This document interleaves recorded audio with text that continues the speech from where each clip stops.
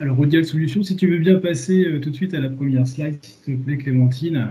Donc, en quelques mots, notre métier, c'est l'eau potable et l'énergie pour l'Afrique rurale, et ce, depuis les années 70.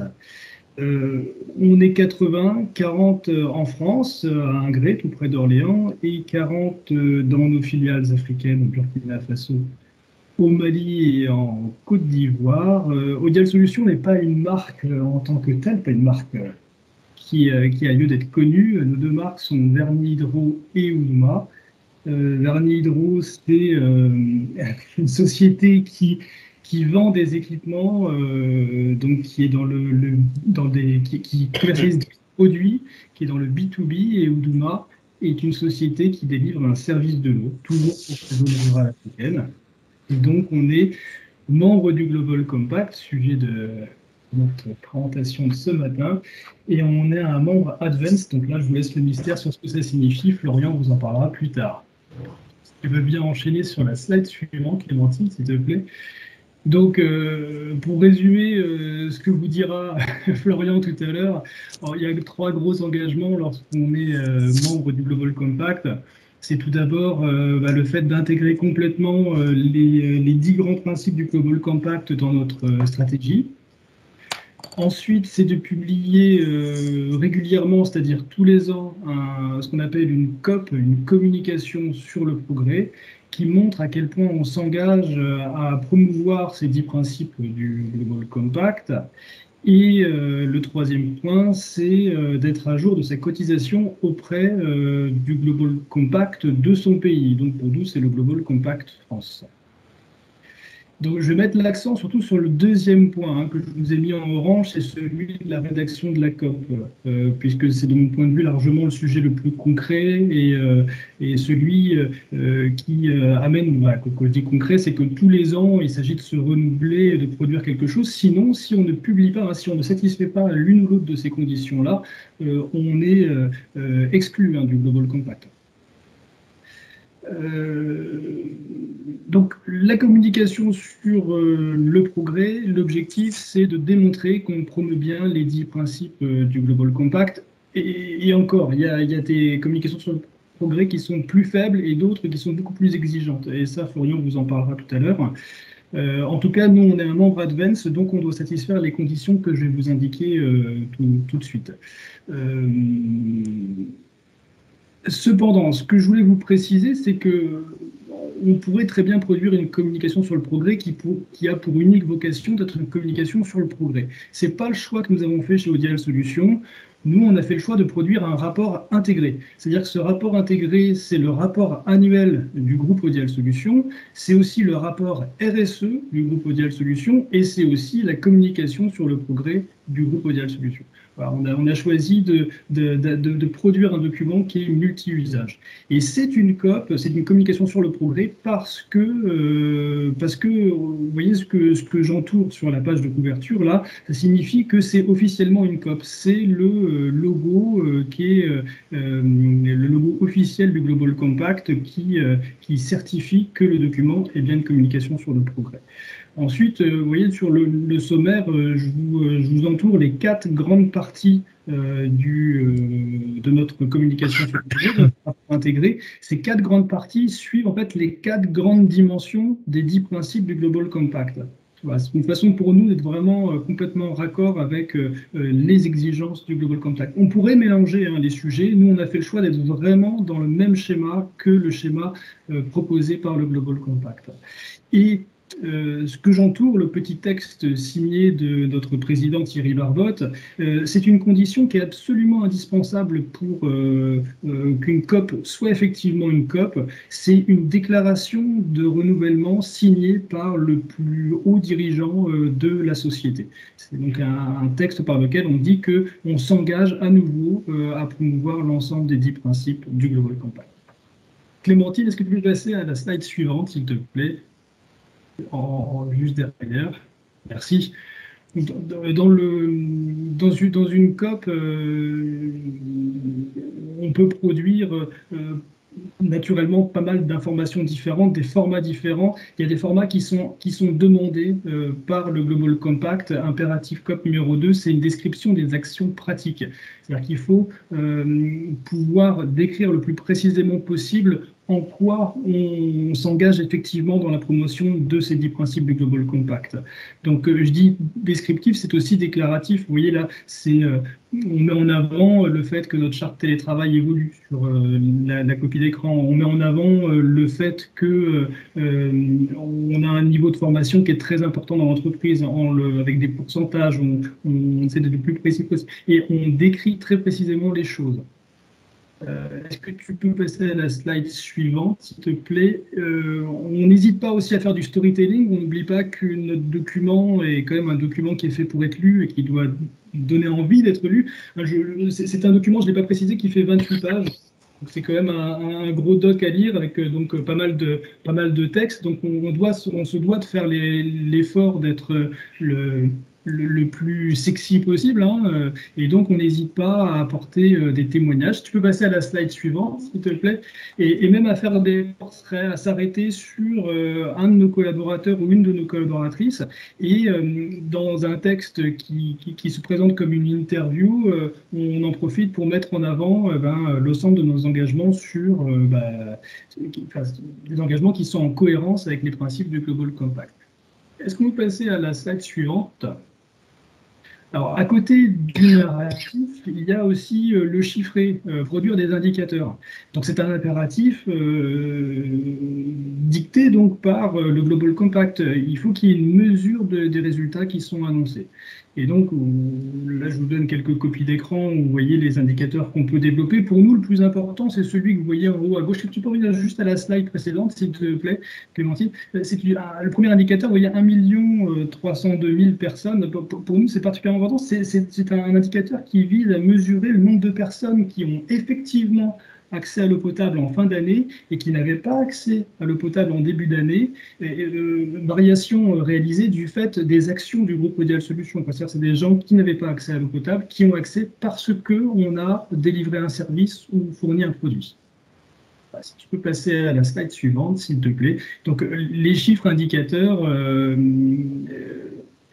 on les développe aussi dans des études chiffrées. Par exemple, pour le service Oudouma, on s'est posé la question de un usager de notre service, combien émet-il de CO2 lorsqu'il vient se servir en eau, comparativement à une personne qui va utiliser une formule alternative, comme tout simplement prendre de l'eau de surface et la potabiliser en la faisant bouillir.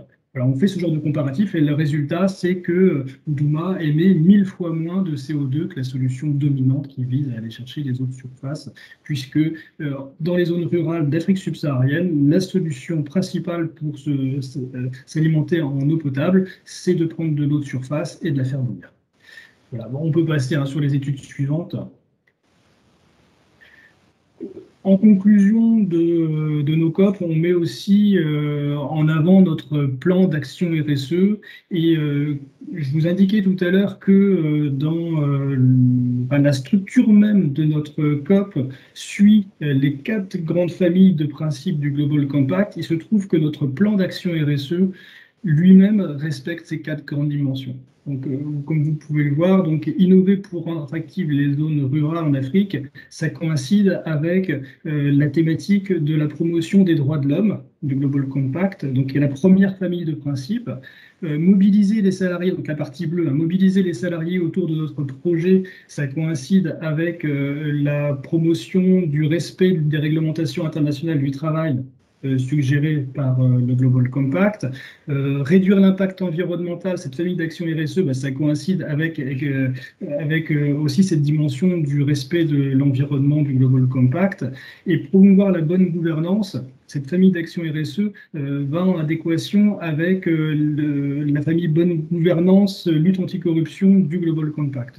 Donc, vous voyez, nous, on a vraiment fait le choix de vraiment calquer la façon dont le Global Compact agence l'ensemble de ces principes. Si tu peux passer à la slide suivante, s'il te plaît. Alors, pour la diffusion, puisque ça fait partie des engagements, hein, on s'engage à promouvoir les principes du Global Compact. Donc, promouvoir, c'est en parler, mais c'est aussi s'assurer que les gens le lisent et l'entendent. Donc, notre Global Compact, notre COP existe en français, elle existe aussi en anglais. Tu peux passer la slide suivante, s'il te plaît.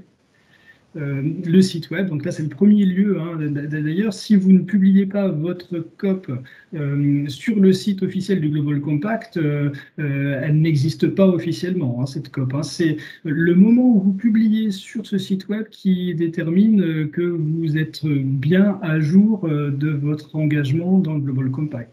C'est-à-dire que si je publie le 16 novembre en 2021 et si le 17 novembre 2022, je n'ai pas republié une COP, si je n'ai pas prévenu le Global Compact auparavant, je ne suis plus officiellement membre du Global Compact. Est-ce que tu peux passer à la slide suivante, s'il te plaît? Donc, les réseaux sociaux, évidemment, excellent vecteur pour mettre en avant nos publications. Tu peux passer à, s'il te plaît, nos newsletters aussi, si tu peux passer. Alors, nos sites web. Alors, nous, on a fait le choix sur le site web carrément d'avoir une page dédiée à notre rapport intégré, à notre COP. Si tu peux passer aussi donc, nos signatures de courriel. Et puis, bien sûr, le document que je vous ai montré, hein, qui circule, qui est disponible dans nos locaux, mais qui circule aussi à chacune de nos missions. Est-ce que tu peux passer à la slide suivante? Comme je vous le disais, 28 pages, hein, c'est quand même un gros travail, il y a pas mal de contenu. On publie, nous, en janvier. Hein, donc, comme je vous le disais, systématiquement aux mêmes dates. Donc, aujourd'hui, c'est le 22 janvier. Je sais que le 22 janvier 2022, il faut que ce soit publié. Si j'attends le 23 janvier, je risque d'avoir un petit moment où je ne serai plus officiellement, notre groupe ne sera plus officiellement adhérent. Pour être prêt en janvier, on commence dès le mois de mai de l'année précédente. Et pour cela, on réunit le comité RSE de notre groupe. Et ouais, j'estime que tous les ans, on a à peu près une vingtaine de contributeurs, des gens qui travaillent au contenu, des gens qui travaillent à la collecte des données. Ça, c'est un travail très, très fastidieux, hein, ce travail de collecte des données environnementales et sociales en particulier. Et puis tout le travail de relecture. Donc, dernière slide, merci. Alors, si ça peut vous servir un peu d'astuce, si vous voulez lancer dans la rédaction de COP, nous, on a fait le choix de nous simplifier quelque part la vie et de rendre nos contenus les plus efficaces possibles, c'est-à-dire que nos contenus ne sont jamais complètement dédiés à la COP. Ils sont toujours multisupports. Par exemple, le mot du président, ce sont aussi les vœux de notre président en début d'année. Les projets qu'on décrit dans notre COP sont aussi décrits dans le cadre de communiqués de presse tout le long de l'année. La plupart des contenus en fait sont produits. Notre rapport intégré 2022 sont essentiellement des contenus produits tout le long de l'année 2021. On s'appuie sur deux prestataires, un prestataire graphique pour la conception, la mise en page, et un prestataire pour la traduction en anglais. Et on estime aujourd'hui que ça représente à peu près 10 jours de travail par an pour notre équipe marketing communication. Voilà ce que je voulais vous dire. Merci à vous. Merci pour cette illustration. Florian est arrivé. Si ça ne t'ennuie pas, Sarah, on va repasser les slides dans l'autre sens pour vous expliquer un peu plus largement qu'est-ce que le Global Compact.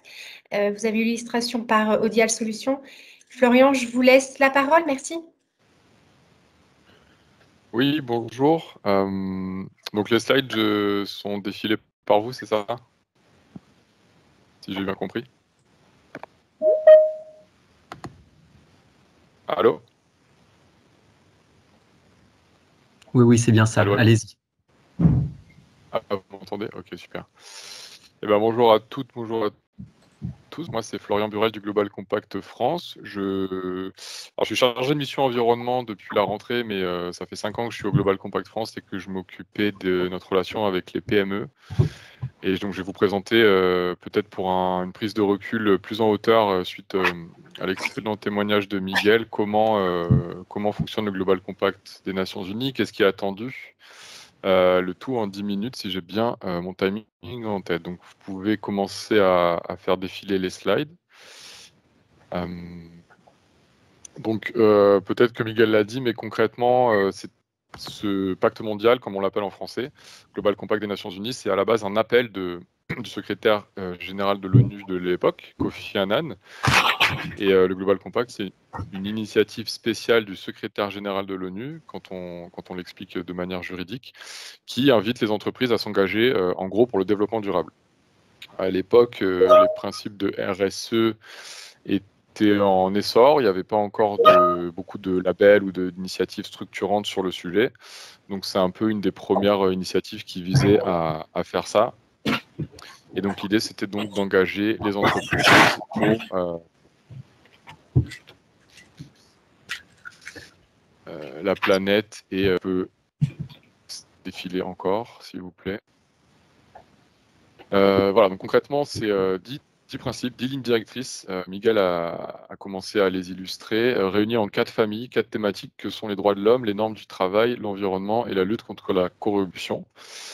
Alors, les principes, je ne vais pas les lire, mais vous voyez que c'est des choses qui sont assez généralistes. Pardon, c'est vraiment des commandements, c'est vraiment des lignes directrices dans l'écrire pour y placer des bonnes pratiques de développement durable et de RSE. Typiquement dans l'environnement, l'idée c'est de, par exemple, mettre en place des bonnes pratiques de recyclage, d'aller au-delà de tout ce qui se fait en termes de loi dans le pays donné, pour un exemple précis. On peut continuer les slides s'il vous plaît. Concrètement, donc c'est un nombre d'entreprises engagées assez conséquent dans le monde. En termes de quantité, on a plus de 14 000 entreprises qui sont adhérentes au Global Compact, qui sont membres, qui font partie de l'initiative. On a aussi des organisations à but non lucratif qui sont des associations, des écoles. Je vois mon collègue qui arrive. Des écoles, on a des associations. C'est pas notre cœur de cible, mais le Global Compact est ouvert à tout. Il est aussi divisé en réseaux locaux, donc vous avez le Global Compact France que je représente, mais il y a 69 autres pays qui ont un réseau local du Global Compact pour accompagner justement les adhérents du pays donné. Et en termes de force humaine, ça représente à peu près 100 millions de personnes. Voilà, on peut enchaîner s'il vous plaît. L'idée, mais il me semble que Miguel l'a déjà un peu dit, c'est pourquoi rejoindre le Global Compact? Alors, il y a vraiment un avantage pour les entreprises qui veulent se structurer en RSE ou qui veulent consolider leur stratégie RSE et la mettre sous l'aune d'un référentiel validé par l'ONU et de portée internationale aussi et de crédibilité assez assise depuis 20 ans, maintenant plus de 20 ans que ça existe. L'idée, c'est de connecter un peu le monde de l'entreprise et un peu les pairs dès qu'on va parler de RSE. Nous, on a beaucoup de PME dans notre réseau français, mais je vais y arriver après. Et toutes ces PME sont en demande d'échange, en demande de lien avec leurs pairs RSE, leurs directeurs, directrices pairs RSE, pour simplement s'abreuver de bonnes pratiques. Et l'attendu de la COP nourrit aussi ça. L'idée, voilà, c'est de progresser en RSE, d'aller plus loin, de se tenir au courant des bonnes pratiques, et grâce à l'apport du Global Compact et aussi grâce aux échanges avec les pairs. On fait beaucoup alors un peu moins ces dernières années avec la Covid, mais on fait beaucoup normalement d'ateliers, d'échanges, on valorise nos entreprises pour leur faire présenter leurs bonnes pratiques.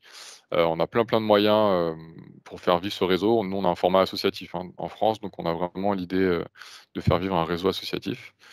Et puis l'idée, c'est de faire du bruit aussi sur ces sujets-là par le prisme du Global Compact. Donc un petit peu en parler avec ses donneurs d'ordre, avec ses fournisseurs, faire en sorte que tout avance un peu plus vite. On a vu notamment ces dernières semaines sur le sujet du climat qu'il fallait aller encore plus vite. Et le Global Compact, ça peut être un moyen d'avancer sur ces sujets-là. Bien sûr, en phase avec d'autres initiatives comme les labels ou l'ISO 26000. Il y a beaucoup de choses en France aussi. Nous, on est tout à fait OK avec le fait que les entreprises se servent de ce qu'elles veulent. Mais l'idée, c'est qu'il y a un tri à faire peut-être et nous, on les aide sur ça. peut enchaîner. Alors, quand on rejoint le Global Compact, Miguel l'a un peu dit, il y a des engagements. Le plus important, c'est le troisième tiré, donc la communication régulière, donc la COP, qu'a décrit Miguel. Donc, je ne vais pas trop rentrer sur le sujet, mais l'idée, voilà, c'est de présenter en fait tous les ans les bonnes pratiques de l'entreprise. Qu'est-ce qui a marché, qu'est-ce qui a moins bien marché. Avoir des chiffres aussi, c'est très important, comme l'a dit Miguel, pour mesurer les progrès. L'engagement personnel et public du dirigeant, ça c'est quelque chose qui est à modéliser dès l'inscription et ensuite à rappeler tous les ans dans le document COP. Et puis ensuite, l'idée, voilà, c'est d'intégrer ces principes directeurs dans l'activité de l'entreprise, de créer des bonnes pratiques en termes de RSE, de les faire vivre et de les faire évoluer, tout en faisant campagne en faveur de la RSE et du Global Compact. On peut avancer. Là, c'était une petite citation du secrétaire général actuel des Nations Unies. L'idée, c'est que, voilà, en phase avec la décennie de l'action dans laquelle on vient de rentrer, et il faut une réponse beaucoup plus profonde, rapide et ambitieuse pour tout simplement qu'on arrive à sauver la planète. C'est un peu cliché de dire ça, mais on a vu que, notamment par rapport au réchauffement suite à la COP, on n'est pas du tout sur le bon rythme. Donc c'est des choses assez dures à mettre en place à des niveaux nationaux et internationaux, on l'a vu. Mais nous, au niveau des PME et des entreprises, on essaye de faire notre part du travail, d'accompagner les entreprises pour qu'elles fassent leur part du travail, pour qu'en 2030, ça aille un petit peu mieux. Et qu'on atteigne les ODD, je pense que j'en parle après. Alors ça, c'est quelques exemples d'initiatives compactes. Il y a beaucoup de choses au niveau du siège dans lesquelles les entreprises peuvent participer avec des cours en ligne, avec des rendus, des livrables. Il y a vraiment beaucoup de matière. Alors tout n'est pas forcément pertinent pour par exemple une PME, au-delà de créer des bonnes pratiques et de les faire vivre. Mais voilà, il y a plein d'ancrages possibles au Global Compact et nous, on essaie de guider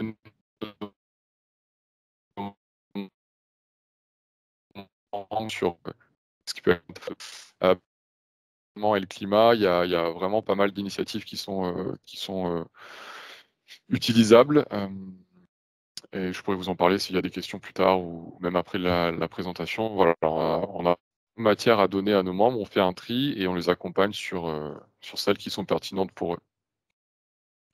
On peut avancer. Alors, en termes de chiffres, parce qu'on a des chiffres évidemment, il y a une enquête du Global Compact Monde qui a été faite juste avant la COP26, il y a 2 semaines, pour un peu montrer que les sujets RSE sont maintenant de plus en plus saillants. Alors moi ça fait 10 ans que je travaille dans la RSE et tous les ans c'est un peu le même constat, mais c'est bien, ça veut dire que ça augmente. Et par exemple, en 2016, donc il y a seulement 5 ans, on avait 62% des CEO d'entreprises qui déclaraient que qu'il y avait la pression entre guillemets, alors j'aime pas trop ce mot parce que c'est négatif, mais on va dire l'intérêt des parties prenantes pour le développement durable qui a augmenté, que ce soit les investisseurs ou les clients, le grand public, etc. Et ça augmente assez vite parce qu'en 5 ans, on a pris 10%. Et cette étude, elle est assez globale par le Global Compact Monde et Accenture. C'est à peu près 1500 chefs d'entreprise tant en pays nord que pays sud. Donc c'est une des plus grosses études sur la vision du développement durable des chefs d'entreprise qui a été réalisée. Il me semble qu'il y a des chiffres qui arrivent après, si on continue de défiler. Voilà. Et en termes de quelles sont ces influences, on voit bien que les clients et les consommateurs, c'est un peu le cœur du mouvement qui augmente, mais les investisseurs de plus en plus et également, surtout depuis qu'on a adopté les objectifs de développement durable de l'ONU, donc qui sont un autre référentiel un peu plus grand angle que les ODD. Il me semble que Miguel l'a évoqué aussi dans sa COP. C'est là, on parle de vraiment un plan de l'ONU, autant pour les entreprises que pour les particuliers et les États. Donc ça intègre pour moi la RSE de facto. Un des grands plans de l'ONU 15 ans. Le précédent, c'était les objectifs du millénaire pour le développement. Alors, c'est des très gros objectifs, évidemment qu'on ne les atteint pas, mais c'est pour donner un cap, pour donner des outils de mesure aussi. Et les ODD qui courent donc de 2015 à 2030 sont vraiment intéressants parce qu'ils intègrent un peu tout. Voilà, je pourrais en parler aussi en détail avec plaisir. On peut continuer. Alors, ça, c'est quelque chose sur le réseau français. Donc, pour information, sur les 14 000 entreprises qu'on a dans le monde, on a presque 1500 qui sont des françaises. Ça fait de nous le deuxième plus gros réseau local avec l'Espagne. On a 60% de PME, comme je le disais, une majorité de PME, chose qui a évolué avec les années. Le Global Compact France, c'est 2005-2004, il me semble, de la création. Et historiquement, c'était les grandes entreprises.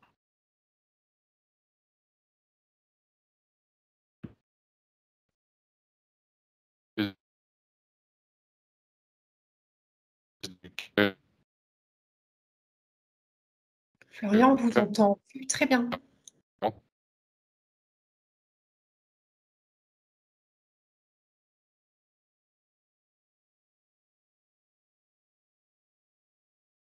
Florian? Oui, est-ce que Oui, ça c'est repart. bon? Allez-y. C'est bon? Désolé, des fois, ça peut couper.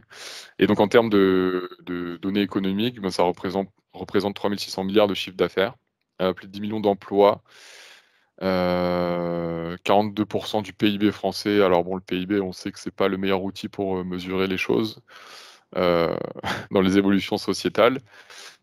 Mais voilà, c'était les données mondiales qu'on a rapportées à la maille française. On peut enchaîner.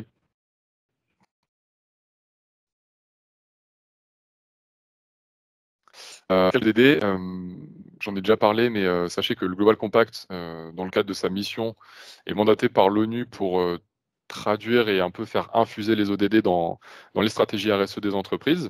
Donc en lien avec les 10 principes du Global Compact, c'est des choses qui se répondent.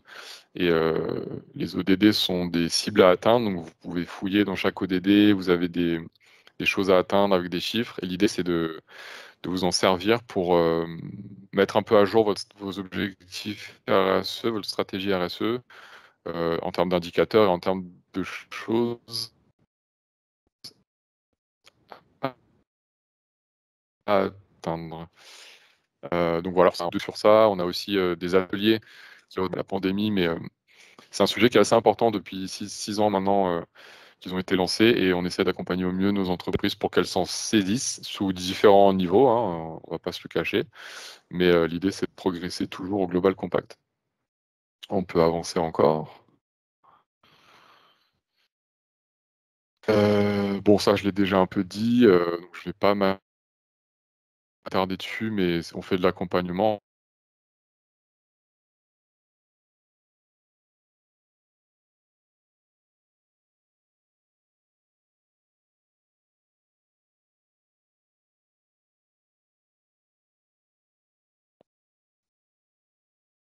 Florian, on ne vous entend plus.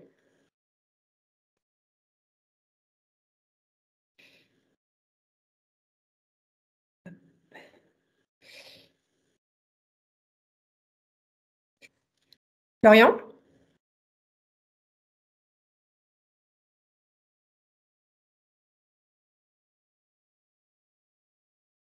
On arrivait à la clôture de sa présentation dans le délai imparti. Florian, vous nous entendez ou plus du tout? J'ai l'impression qu'on a perdu Florian. Je vous propose qu'on poursuive du coup avec la présentation de Agnew de l'AFNOR. Ah, Florian, vous nous entendez? Tout à fait. Ça fonctionne mal. Ouais. Vous étiez à la clôture de votre présentation, Florian? Il me semble que c'est les dernières slides. Vous nous entendez, Florian? Oui, je vous entends. Je proposais qu'on poursuive avec Anne pour respecter le timing de ce premier temps RSE. Je vous laisse clôturer, Florian, vous nous entendez? Oui, je vous entends, mais le micro, mais ça n'a pas l'air de passer. Allô, allô? Oui, si, on vous entend. Sarah, je te laisse C'est bon, avancer pardon. la slide de fermeture. Merci. Oui, oui, c'est bon, hein, j'ai un peu survolé tout ce que je voulais dire. N'hésitez pas si vous avez des questions. Et On a voilà. un petit temps qui est prévu, on essaiera de le maintenir là avant 11 h pour pouvoir vous poser les questions. Et merci beaucoup pour cette présentation bien complète. Anne, je te laisse la parole. Voilà, merci. Oui, bonjour, j'espère que vous m'entendez bien. Donc, je suis Anne Youf, déléguée régionale pour le groupe AFNOR sur le centre Val-de-Loire. Alors, peut-être brièvement, pourquoi AFNOR intervient sur le domaine de la responsabilité sociétale? Eh bien, tout simplement parce qu'en fait, nous sommes l'opérateur français de normalisation et donc, à ce titre, on intervient et on est présent, on représente les intérêts de toutes les organisations françaises dans les instances de normalisation européennes et internationales. Et donc, nous avons représenté l'avis de la France dans les différents travaux de normalisation qui ont permis d'arriver à la norme internationale qui a été évoquée tout à l'heure, qui permet finalement d'avoir des préconisations pour les organisations qui souhaiteraient s'engager dans une démarche de responsabilité sociétale. Et cette norme, donc, qui est reconnue internationalement, c'est la norme ISO 26000.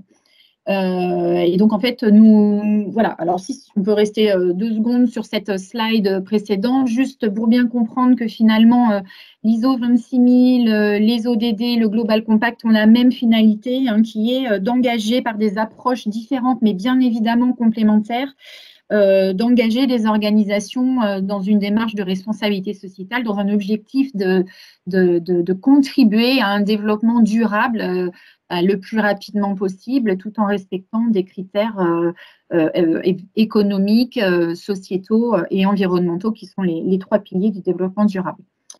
Donc, brièvement, une définition, peut-être si on peut avancer dans les slides.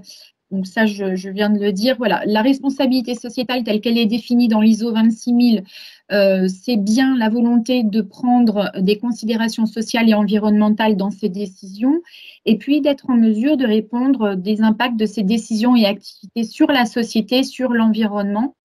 C'est important, il y a une notion de redevabilité de ces décisions et de bien prendre ces décisions et mener ces activités en toute connaissance de cause et d'être capable par la suite d'expliquer pourquoi on a pris telle ou telle décision.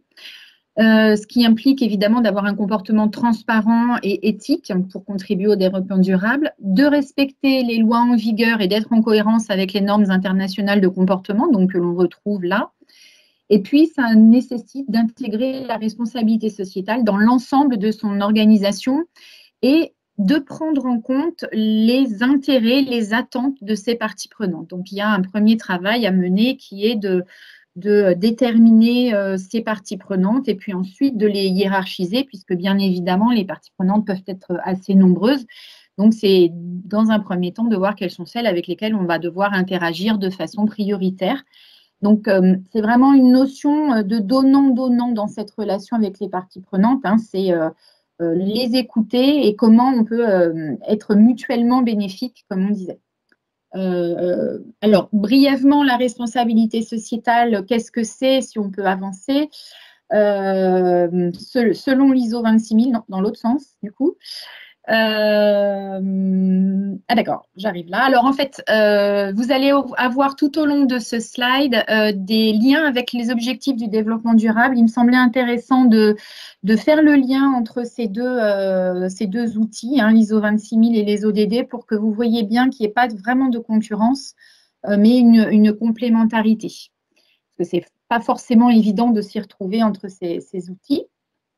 Donc si on peut avancer, je reviendrai sur les ODD plus tard. Voilà. Alors, c'est un schéma qui peut faire un petit peu peur. C'est une présentation assez sommaire de la norme ISO 26000. Ce qui est important de noter, c'est que, en fait, la norme ISO 26000 tourne, je ne sais pas si vous voyez mon curseur là, non, vous ne le voyez pas forcément, tourne en partie au niveau du chapitre de l'article 5, donc qui est le premier pavé en haut sur donc l'importance de l'identification des parties prenantes et du dialogue que l'on va mener avec elles. Donc ça, c'est ce que j'indiquais. et de sa propre responsabilité sociétale, c'est-à-dire définir une stratégie et savoir vers quoi l'on veut s'engager. Et puis l'ISO 26000 tourne en fait autour de 7 questions centrales, donc que l'on va retrouver dans l'article 6. Alors vous voyez les 6 ronds qui représentent ces questions centrales, hein, donc ce sont les droits de l'homme, les relations, conditions de travail, l'environnement, la loyauté des pratiques, les questions relatives aux consommateurs et les communautés et le développement local. Donc vous voyez qu'on retrouve des thématiques qui ont été déjà énoncées précédemment. Et ces 6 points sont chapeautés, je dirais, par la gouvernance de l'organisation qui va s'assurer tout au long de la mise en œuvre de la démarche de la bonne cohérence des actions menées et puis les piloter. Voilà, je ne m'étends pas plus sur cette organisation préconisée par l'ISO 26000 puisque l'objectif, c'était plus de rentrer dans le détail du parcours présenté en Centre Val-de-Loire. Néanmoins, ces questions centrales, comme je vous le disais, s'articulent autour des ODD et donc à chacun des questions centrales, vous pourrez retrouver dans la présentation qui vous sera envoyée le lien qui est fait vers quel ODD. Typiquement pour cette question centrale liée à la gouvernance de l'organisation, donc qui reprend, vous voyez dans le détail, les principes de responsabilité, la vision, les valeurs, les relations avec les parties prenantes, les enjeux, le pilotage, etc. On voit bien que l'ensemble des ODD sont concernés par cette question centrale de l'ISO 26000. On peut passer. Donc, vous aurez l'intégralité des liens entre ODD par question centrale qui vous seront envoyés. Je ne vais pas les énumérer, si on peut avancer. Donc, pour les droits de l'homme, et vous les avez également pour les relations, conditions de travail, etc. Ce qui est important de savoir, c'est que vous pouvez avoir un document donc, qui est téléchargeable gratuitement via le lien qui est indiqué en dessous. On peut cliquer encore. Voilà. Vous avez un document qui vous permet de bien croiser ces 2 documents que sont, les 2 outils que sont les objectifs de développement durable et l'ISO 26000, et donc de voir quelle question centrale répond à quel ODD et inversement. N'hésitez pas à vous procurer ce document, hein, vous avez le lien pour le télécharger. C'est vraiment intéressant de voir cette articulation et surtout vraiment cette complémentarité.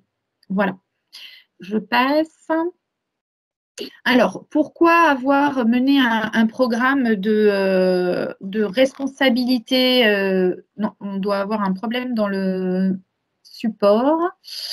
Un programme parcours collectif RSE en région Centre-Val de Loire parce que tout simplement, dans notre rôle, nous devons à la FNOR faire savoir que les normes existent et en montrer le bénéfice et puis inciter les entreprises, les organisations qui souhaiteraient s'emparer des sujets, les aider à bien comprendre, leur donner un premier niveau d'information. Donc, nous avons mené depuis plus de 10 ans que la norme existe des ateliers sur tout le territoire de la région et on nous a fait remonter régulièrement des besoins en accompagnement et surtout des accompagnements collectifs. Donc, l'objectif étant finalement à plusieurs de réfléchir ensemble pour aller plus loin entre pairs.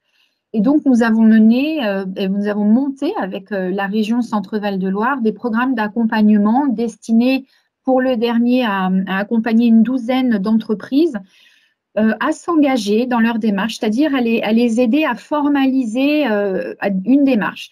L'idée, c'était qu'à l'issue de ce programme d'accompagnement qui a duré 18 mois, qu'elles soient capables de continuer leurs engagements, qu'elles aient bien compris les tenants et les aboutissants, et puis qu'elles aient finalement des réflexes pour avancer dans leur démarche de responsabilité sociétale. Donc, si on peut avancer. Voilà. Alors, le parcours de responsabilité sociétale, comment il s'est articulé? Finalement, c'est, vous voyez, de mai 2019, grosso modo, à juin de cette année, on a recruté des entreprises, donc une douzaine d'entreprises recrutées et sélectionnées sur un dossier complet et un entretien avec chacune d'entre elles pour connaître leurs motivations et leurs attentes, le pourquoi finalement elles devaient et elles souhaitaient pour certaines s'engager dans une démarche de responsabilité sociétale. Alors j'ai dit devaient, c'est pas un lapsus, c'est parce que on en a eu qui nous ont indiqué finalement être obligés pour pouvoir accéder à certains marchés de pouvoir finalement avoir une démarche de responsabilité sociétale avancée.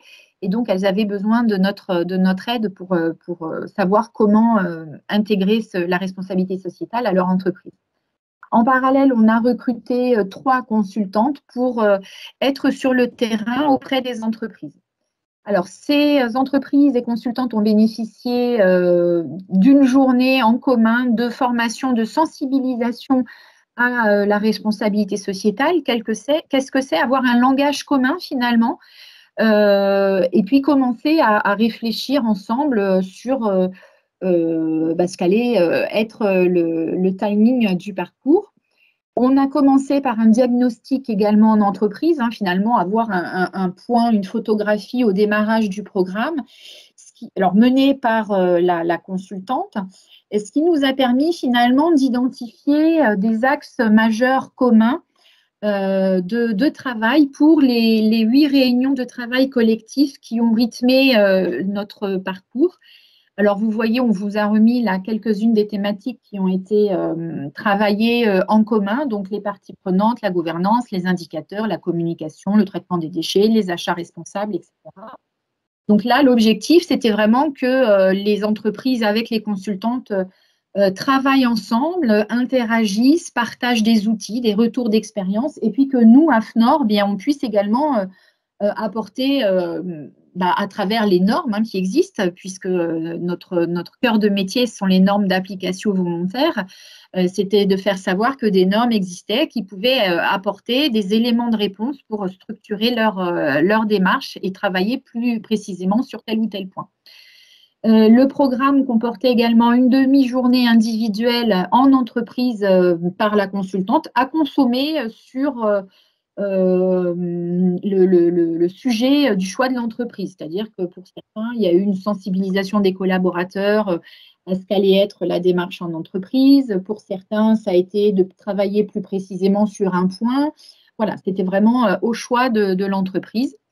Et puis, l'idée, c'était que entre toutes ces réunions de travail, les entreprises participantes travaillent, c'est-à-dire essayent de mettre en œuvre les plans d'action et les actions que l'on avait vues ensemble en réunion de travail, pour qu'elles puissent commencer à progresser individuellement, et puis qu'à la réunion d'après, on puisse refaire un petit tour de table et évoquer les difficultés des unes et des autres, les réussites, et là, à nouveau, échanger sur la thématique précédente. Vous voyez, l'idée, c'était vraiment qu'il y ait une progression partagée et commune. Alors, quand je dis une progression partagée, évidemment, en respectant les contraintes des entreprises, la crise sanitaire qui ne nous a pas aidés puisqu'on a été obligé de mener 2 réunions, je crois, en distanciel. Donc, c'était pas simple de faire du collectif à distance. Mais bon, voilà, en tout cas, on a essayé de continuer à maintenir ce rythme de progression et on y est arrivé. Et puis, en juin de cette année, peut-être que certains d'entre vous ont pu participer à cette réunion qui s'est tenue en visio. C'était finalement faire un retour d'expérience de tous les acteurs qui ont participé à ce programme collectif. Pourquoi les entreprises se sont engagées, qu'est-ce qu'elles attendaient, qu'est-ce qu'elles ont pu mener comme opération, comme action dans leurs entreprises, quelles ont été éventuellement les difficultés, leurs surprises, etc.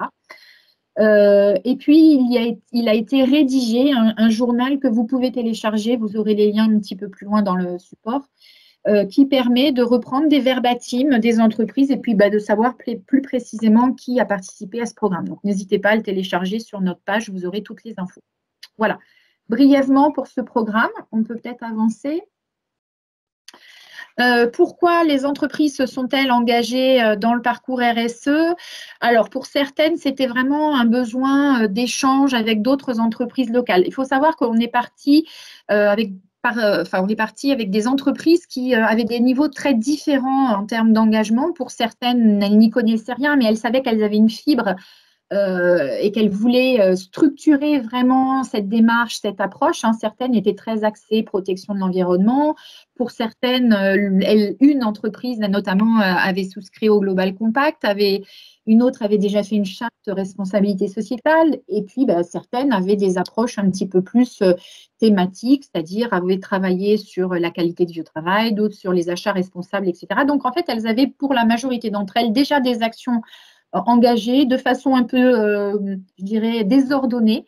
Et donc, elles avaient besoin de se structurer et elles souhaitaient le faire en partageant avec d'autres entreprises régionales, pas forcément du même secteur d'activité. Elles souhaitaient également profiter de l'expertise d'AFNOR et de l'accompagnement pour leur permettre de structurer et développer des actions, puisque finalement, nous, on leur imposait un timing et du coup, ça les obligeait en quelque sorte à avancer. Pour certaines, ça leur permettait, elles souhaitaient du coup renforcer les pratiques déjà existantes dans leurs entreprises. Alors, suivre un programme collectif rythmé, ça, c'était important pour la majorité d'entre elles, puisqu'il y a cette notion finalement de j'ai une réunion dans 1 mois et demi, il faut qu'on avance sur ce point-là. Donc, comme je dis, ça les obligeait, entre guillemets, à progresser. Le coût, évidemment, a un impact, j'y reviendrai, puisque je vais vous le dire tout de suite, comme ça, ce sera fait. Finalement, ce programme collectif qui comprenait une douzaine de jours était proposé pour les TPE à 800 € en droit de participation. Et pour les PME, la participation financière était de 2 500 € pour l'ensemble du programme, grâce au cofinancement de la région Centre-Val de Loire. Donc finalement, vous voyez que effectivement, là, le coût était très amoindri et donc évidemment, c'était un avantage intéressant pour les entreprises. Certaines attendent également des pistes de développement auxquelles elles n'avaient effectivement pas pensé. La labellisation, était une attente pour une entreprise. Il faut savoir que, d'ailleurs, vous l'avez vu, ce n'était pas une finalité en soi. La reconnaissance par un label n'était pas une finalité, tout comme n'était pas une obligation d'avoir déjà des certifications, a fortiori chez AFNOR d'ailleurs, pour participer à ce programme. C'est important de le savoir. Et donc, comme je vous l'ai dit, pour certaines entreprises, accéder à des marchés publics était une motivation puisqu'on leur demande, dans certains cas, de pouvoir indiquer ce qu'elles font en termes de RSE. Voilà. Si on avance… Je me permets, on va se donner encore un tout petit temps. Tu as bientôt terminé? Ouais. Combien de temps, dis-moi? En fait, on voulait se donner quand même 10 minutes pour les échanges. Du coup, il me semble que tu arrives doucement à la fin de ton intervention. Ok, parfait. Okay. Alors, les actions déjà engagées, vous voyez, pour certaines, c'était les portes d'entrée, le tri des déchets, les achats, je l'ai déjà évoqué, donc on va passer, la QVT. On va passer aux actions qu'elles ont pu engager grâce au parcours. Ça a été de structurer des indicateurs, des tableaux de bord. Pour certaines, renforcer le dialogue et la communication envers les principales parties prenantes, puisqu'elles n'avaient pas forcément cette notion d'échange. Mise à jour des valeurs de l'entreprise. Et puis, pour d'autres, renforcer le volet achat responsable, implication des collaborateurs dans la responsabilité sociétale, etc. Je passe. Voilà, cette slide est importante puisque là, vous pourrez retrouver différents éléments liés au parcours RSE plus détaillé. Donc, 3 podcasts, 3 témoignages d'entreprises interviewées pour savoir pourquoi elles se sont engagées, ce qu'elles y ont retrouvé, ce que ça leur a apporté, le journal de témoignages dont je vous parlais et la webconférence du mois de juin que vous pouvez retrouver. Ensuite, j'ai encore, je crois, une slide qui mérite que je partage. C'est sur notre page Internet dédiée à la thématique RSE. Vous pourrez retrouver tout un tas d'outils de documentation accessible facilement. Donc, n'hésitez pas à aller y faire un tour. Vous avez tout un tas d'éléments qui sont intéressants. Et puis, bien évidemment, quand on est engagé en responsabilité sociétale, on peut passer. Il peut être intéressant de le faire savoir par une reconnaissance par un organisme tiers dont AFNOR Certification fait partie. Et donc, AFNOR Certification, il faut le savoir, peut vous proposer le label engagé RSE, si on peut avancer, qui est un label, encore une fois, qui permet de finalement attester de sa maturité dans une démarche de responsabilité sociétale selon 4 niveaux. Sachant qu'on ne peut pas communiquer sur le label quand on est en niveau initial, donc tout ça pour juste s'assurer qu'on n'est pas dans une logique de greenwashing. que ce label engagé RSE fait le lien, bien évidemment, avec les ODD et les différents outils, dont également le Global Compact. Et ce qui est intéressant, notamment quand on est dans une logique de développement à l'international, on peut avancer, c'est que ce label engagé RSE, et ça c'est assez nouveau, a maintenant une reconnaissance européenne à travers le label RSE International Responsibility Europe, qui en fait est reconnu pour l'instant dans 3 pays et c'est une reconnaissance qui va s'élargir. Il y a une reconnaissance croisée des labels. Voilà, j'ai terminé. N'hésitez pas à me solliciter si vous avez des questions. Si potentiellement une participation ou à minima une information sur un prochain programme que l'on espère pouvoir démarrer l'année prochaine, programme d'accompagnement collectif vous intéresse, n'hésitez pas à me le faire savoir en m'envoyant un message. Comme ça, on vous communiquera les informations en temps et en heure. Voilà, j'ai terminé. Un immense merci, Anne, pour cette présentation bien complète. On n'a pas beaucoup de temps, mais néanmoins, on va quand même prendre 5 minutes pour répondre. Il y a eu déjà des questions dans le chat. Voilà, deux référentiels, Global Compact, AFNOR, c'est riche d'informations. Est-ce que, Marion, tu avais relevé la première question? Je te laisse la main. Une première question de Stéphanie Rabot du CIRAD, qui concernait plutôt le Global Compact. Comment intégrez-vous les centres de recherche dans le Global Compact?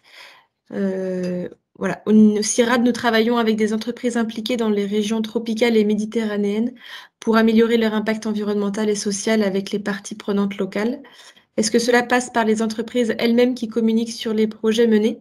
Je pense que cette question était plutôt destinée à Florian ou à Miguel. Voilà. Est-ce que vous m'entendez bien déjà? Parce que j'ai bougé et voilà, super. On vous entend. Un peu mieux. Alors, je peux lire la question aussi. Comment intégrez-vous les centres de recherche dans Global Compact? Alors, je ne sais pas si j'ai bien compris la question, mais alors le CIRAD en lui-même peut éventuellement, si ça l'intéresse dans le cadre de sa stratégie RSE, rejoindre le Global Compact en tant qu'organisme à but non lucratif. Ça, c'est un premier élément de réponse. Et ensuite, en ce qui concerne les entreprises impliquées dans ces régions, pour améliorer leur impact environnemental et social, si ces entreprises veulent communiquer sur leurs projets, développer une stratégie RSE, créer des bonnes pratiques, etc., elles doivent rejoindre le Global Compact. Ça, c'est quelque chose, oui. Si elles veulent le faire dans le cadre du Global Compact, ça passera par une adhésion. C'est le cas. Si je peux étendre la réponse à un exemple, on a d'autres exemples. On a des entités qui réunissent des entreprises qui travaillent avec nous et qui nous amènent des entreprises aussi. C'est peut-être ça la réponse. On a par exemple, c'est pas un centre de recherche, mais le MEDEF est en étroite collaboration avec nous. On fait des choses ensemble. Et beaucoup d'entreprises du MEDEF viennent au Global Compact pour adhérer et communiquer sur leurs bonnes pratiques, évidemment. Et puis le MEDEF a voulu adhérer aussi en tant qu'entité propre. Alors, ce n'est pas obligatoire pour travailler avec nous, mais voilà, tout organisme qui fédère des entreprises est le bienvenu pour réfléchir avec nous et qu'on s'envoie des entreprises mutuellement. Je ne sais pas si je réponds à la question, mais n'hésitez pas.